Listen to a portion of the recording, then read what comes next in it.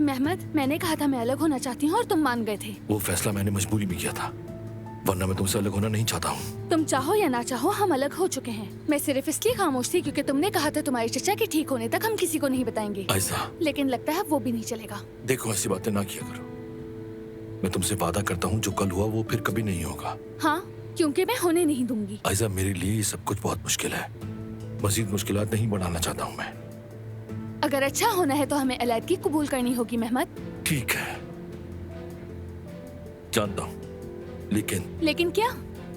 वो आज रात तुम और मैं और हम दोनों की फैमिलीज चचा के घर खाने पर इनवाइट है।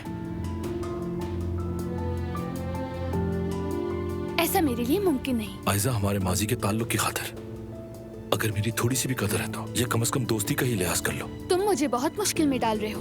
प्लीज आयशा, चचा की हालत तुम जानती हो।